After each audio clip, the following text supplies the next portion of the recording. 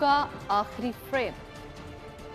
निगरां वजीर आजम कौन होगा, हतमी फैसला नहीं हो सका। वजीर आजम शहबाज शरीफ कल अपोजिशन लीडर राजा रियाज से मुलाकात करेंगे। आज राजा रियाज जाती मसरूफियात की वजह से मुलाकात नहीं कर सके थे। जलील अब्बास जिलानी मजबूत उम्मीदवार के तौर पर सामने आ गए। पीपल्स पार्टी ने साबिक चीफ जस्टिस तसद्दुक हुसैन जिलानी का नाम भी दे दिया। अपोजिशन लीडर के 3 नाम सामने नहीं आ सके।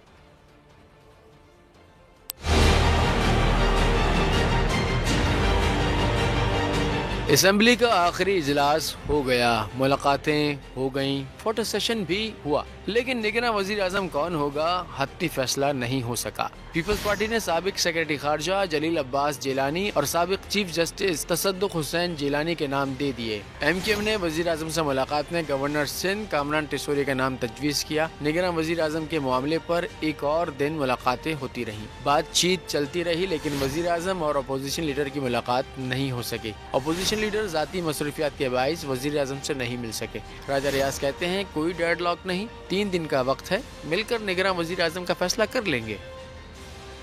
कौमी असम्बली का आखिरी रोज निगरां वजीर आजम के तकर्रुर में 1 दिन की और ताकीद।